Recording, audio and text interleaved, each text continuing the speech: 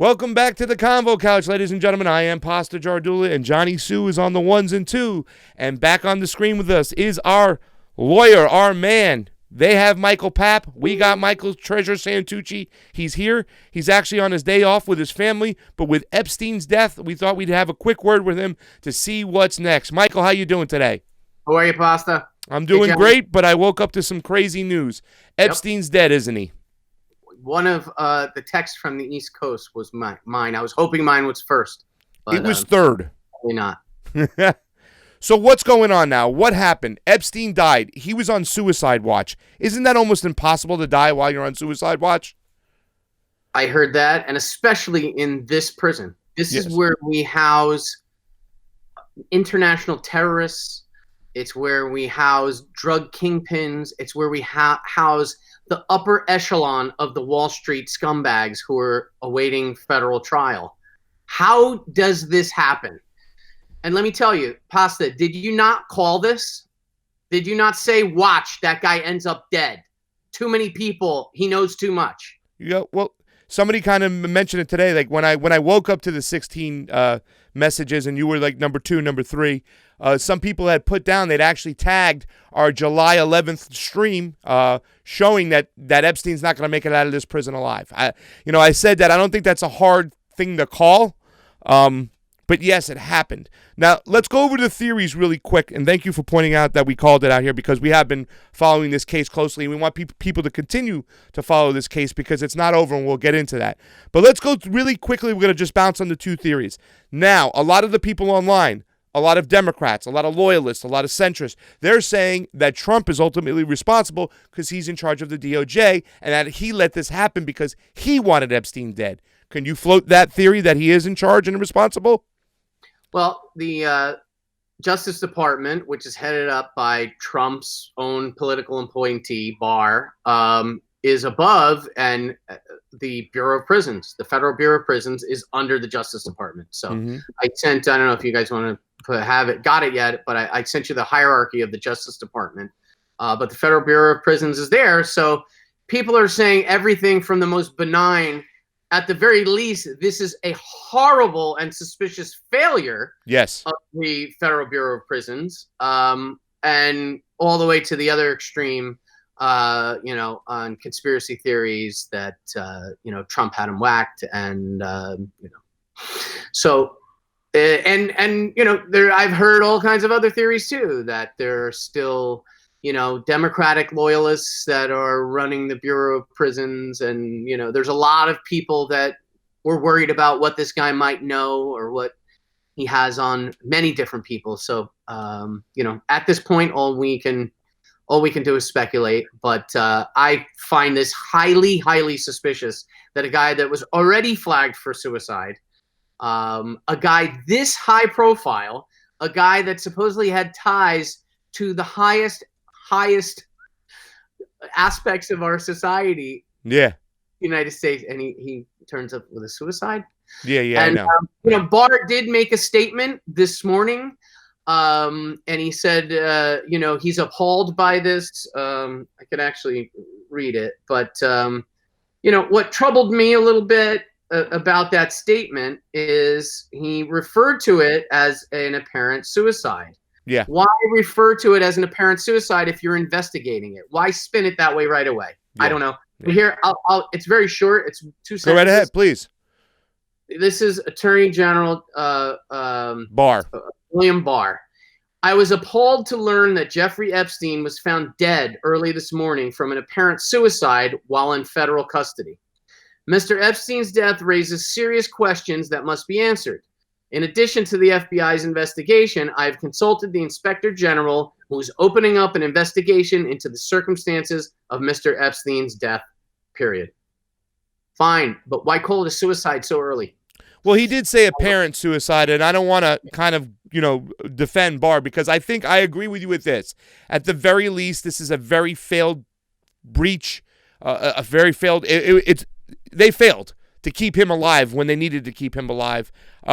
However, I think we also have to float the theory. We've said this before. The Department of Justice, just like intelligence, has multiple people worked for multiple presidents and multiple administrations. And it's like we said in the video when we had our first interview. There are people, Democrats, loyalists, Republican loyalists, they're floating all over the place. So I don't think it's impossible for those people on the other side who say, well, wait, the Clintons still have some power and could have had him whacked. I don't think you can fail to say that couldn't have happened. Am I right by saying that is a possibility, whether we like to hear it or not? I do think it's a possibility. I do think that's a further stretch from the current administration being involved. But again, we don't know. We don't know. Well, we're definitely on two sides of the coin when it comes to that, because I always ask you, if Trump wanted Epstein dead, I don't think he would have had him arrested in the first place. But we can argue what happened in the Southern District. We don't know. No matter what, when we do our... Go ahead. No, I was just going to say,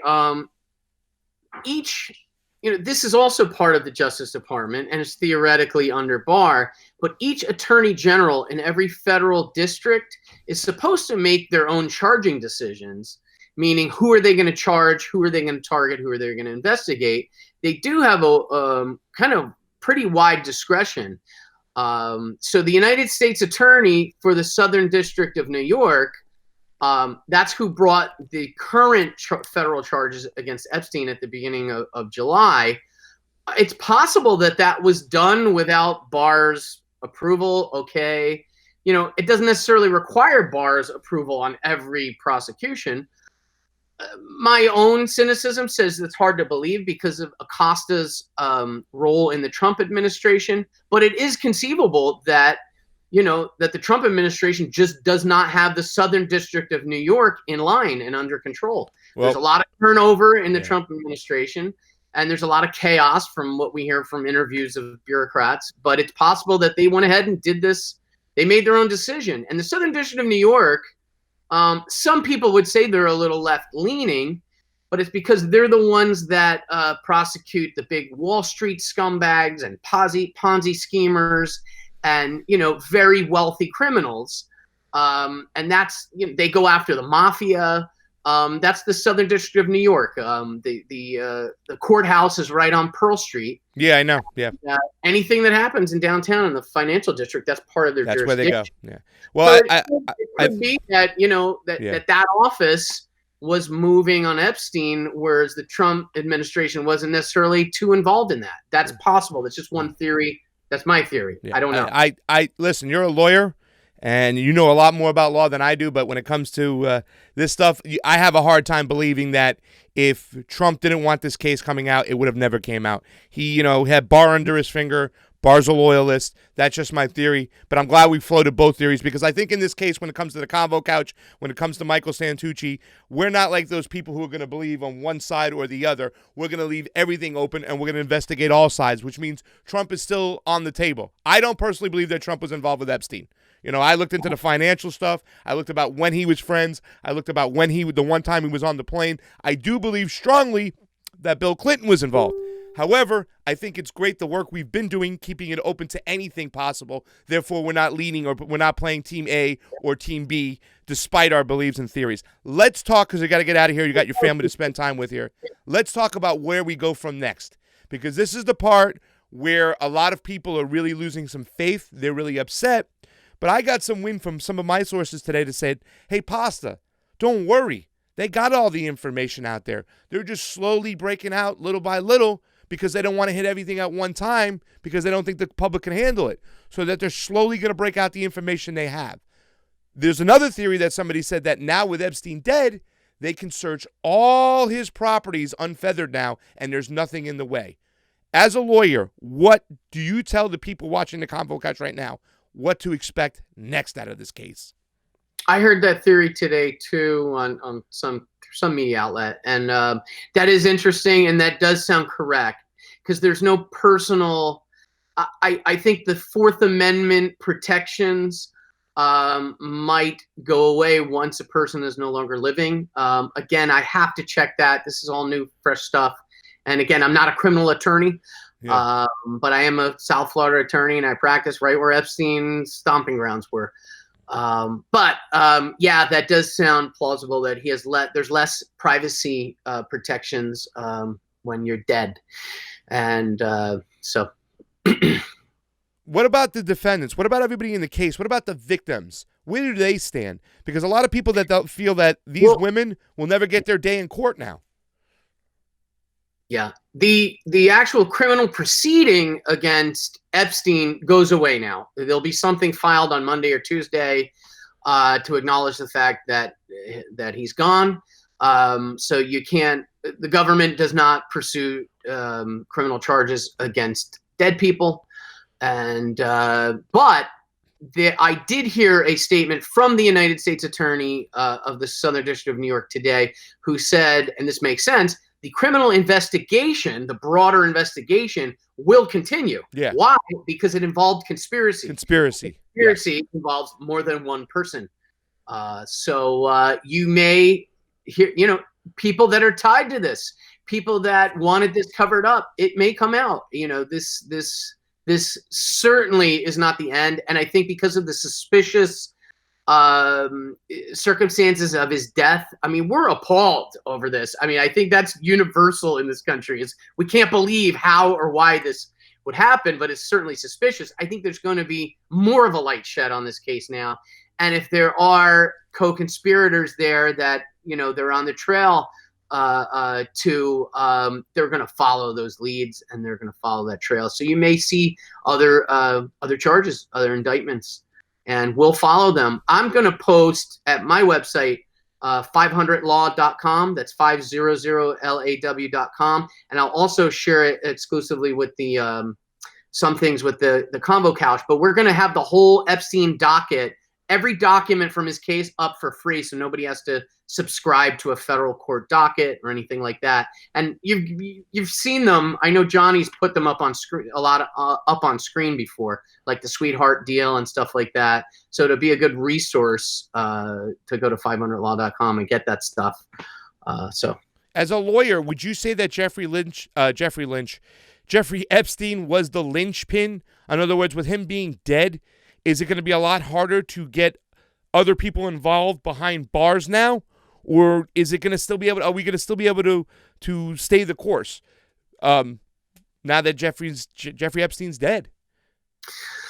It's going to be harder to get convictions. That's what I'm asking. Yeah, there's some elements of conspiracy that can be, that prosecutors try to put on through circumstantial evidence as opposed to direct evidence. Direct evidence is, Epstein saying he stood right next to me.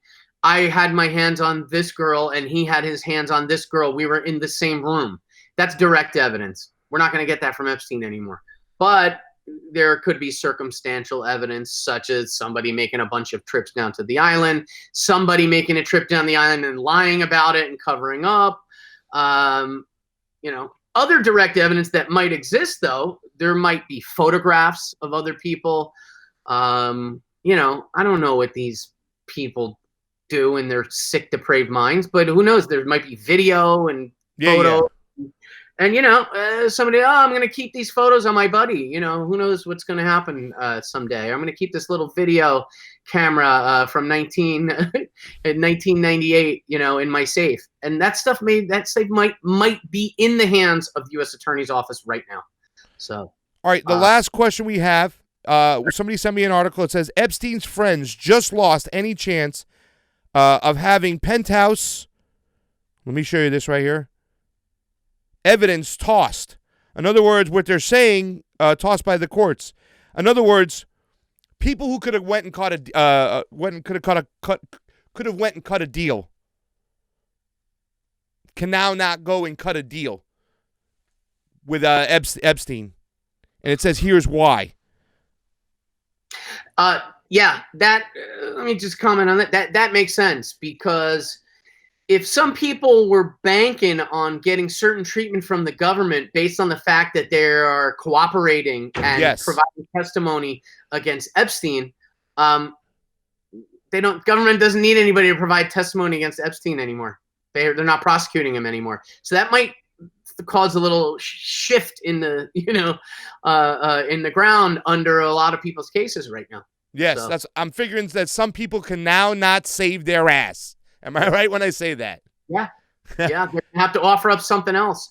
Or, I mean, there still may be, I mean, for me as a voter and a member of the public, you know, and a third generation American, I want to know what happened.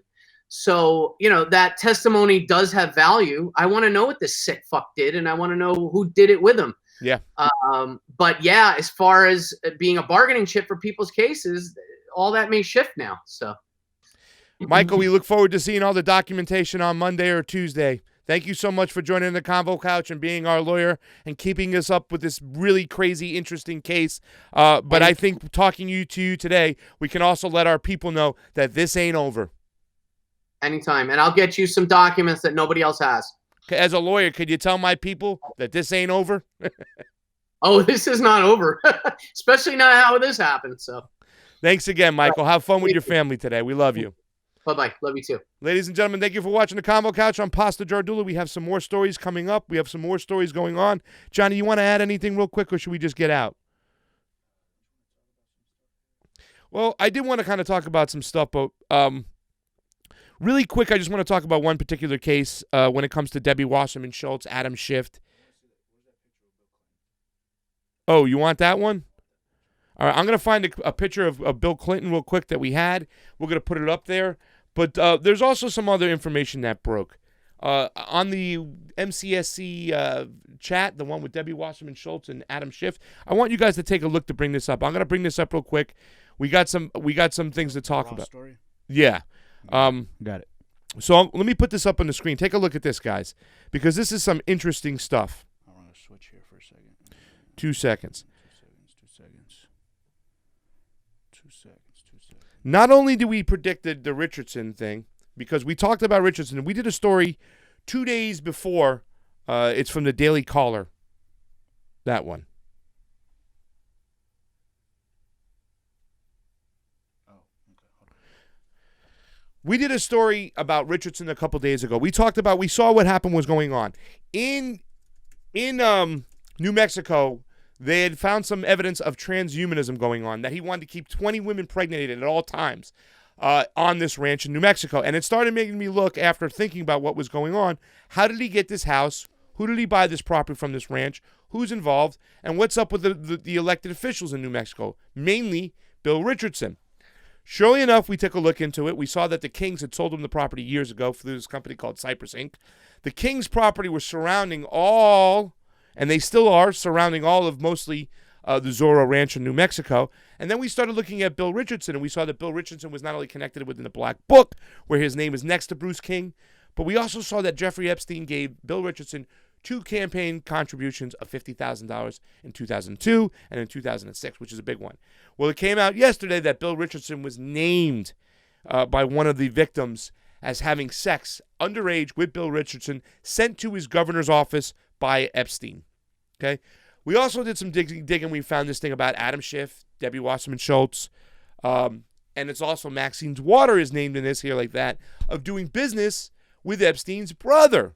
So now we remember Debbie Wasserman Schultz screaming the whole time that Epstein needs to be fired. Acosta needs to be fired. He needs to go. He needs to go. He needs to go. But it says clearly in this article, if you read it, that they had a lot to do. That is Maxine Waters, Adam Schiff, and especially Debbie Wasserman Schultz with his conviction and the way he was treated for these crimes.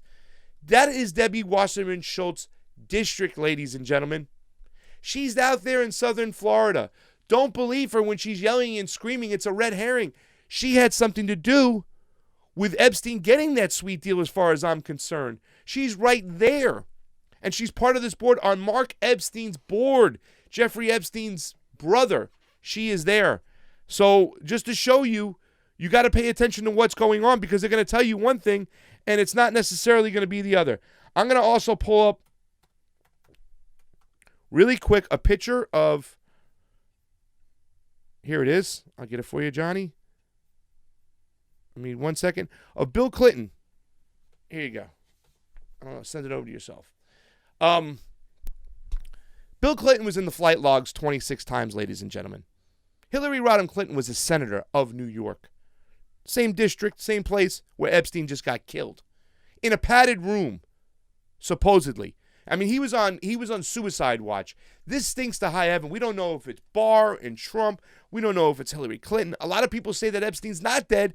that he was smuggled out. And we cannot escape that theory and not put that in our mind. That if Epstein cut a deal with somebody, hey, is it possible that Epstein cut a deal with Trump and said, I'll give you everything you got, you let me go. And Trump gets a hold of everything. I'll give you the Clintons hand over fist. There are pictures of, and don't get me wrong, Epstein and Trump hung out one time, a long time in 1997 at Mar-a-Lago. The Buffalo Bills cheerleaders were there. I'm sure they had sex with one of them. There's no hiding that. But we never see the case other than the Jane Doe case where Trump is accused of raping a 13-year-old girl with Epstein. Aside from that, usually it's about models and whatnot. But Clinton, look at this picture we found. All naked. Now, I'm sure that girl's of age. Maybe. Possibly. I don't know. But the picture next to him, 26 times to Pedo Island. All right, so I'm not going away from that. And that man's out there tweeting and twittering and putting all his news out there. But right now, I fingered Bill Richardson. It came forth Bill Richardson. Now, a man is innocent until he's proven guilty. You want to go with there's smoke, there's fire, but it seems awfully precarious when you got their names in the black book of Epstein's book, which is just not enough. You need more than just a black book. Trump's in that book. There's a couple other people in that book. You got to go through the whole thing. Just because being in the book doesn't mean you're guilty. But when you match it up with campaign contributions, $50,000 each time. If Trump is guilty, where's the money going to Trump? Show me the money lines. I'd like to see that and produce that, but people haven't been able to give that to me. Bill Clinton, money lines all over the place. From New Mexico, for what was going on with Bruce King and Richardson working on NAFTA, pulling them in, all this money. There's also a belief that Epstein, one of his employees, won the Oklahoma lottery and used that money for campaign contributions, that they fixed the lottery maybe. But anyways, this stuff stinks to going high heaven. The person we have to take a look at now, Debbie Wasserman Schultz. She was on the board of Epstein. We need to call Debbie Wasserman Schultz. We need to call Tom Perez. First of all, Adam Schiff, Debbie Wasserman Schultz, Bill Clinton, and Maxine Waters. They're involved. They got too many times to Epstein. We need to pull their superdelegate credentials today. Call Tom Perez. Pull their superdelegate credentials today. Enough is enough. There's enough evidence where we shouldn't let them have superdelegate status. So get on the horn. Call Tom Perez. Can we get his number up by any chance, sir? We're going to find his number, but we got to call Debbie Wasserman Schultz. Needs to have her superdelegate credentials pulled today. So that's what's going on. Epstein is dead. We spoke to the lawyer. There's a lot of confusion going on. Let's just wait and see what happens. A lot of people think that Epstein isn't dead. If you look on Twitter, his ear is all over the place. But right now we have to pull the credentials of Debbie Wasserman Schultz, Adam Schiff, and Maxine Waters. What's up? What are they saying about his ear? Oh, it's all over Twitter. If you just put in Epstein, they're saying that the ear from the bag. Here it is. This one right here. It's not the same. That it doesn't match up. And once again, there's also this theory too that you're talking about. They're not supposed to be transporting prisoners on the weekend in New York. It's not done like that unless it's a special request from the judge. So everything stinks from high heaven on this thing. You know what I'm saying? I don't know why the FBI didn't just grab his ass and put him in a room and keep him locked up somewhere anyways. There's just a ton of people who just don't believe that Epstein is dead. They believe that it was a fugazi body that was pulled out, that it's not matched up, and that he cut some type of deal. So, I mean, there's a lot of stuff going on. Take a look at it. Johnny, we got anything else to add? No. All right. So, listen, we're going to keep you up to date. We're going to do more stories on this. Here it is. Take a look. You see the ears? I don't know, ladies and gentlemen. This is tough. This is some just tough shit to look at. But we're going to stay on the case. We're going to see what's going on. Keep us intact. Keep us online. We're going to be talking to the lawyers. We're going to release all the paperwork on Monday and Tuesday when it comes out, when they drop the criminal proceedings for Jeffrey Epstein. We will be on that, and we will drop all those pieces of the links to all those documents. But for right now, I'm Pastor Jardula, Johnny Tsunami, the CONVO Couch. We're going to pay more attention. This is kind of a stinger to wake up to this information. But supposedly there's a lot of information still out there, and we can proceed with the conspiracy case. So for Pastor Jardula and Johnny Sue, CONVO out.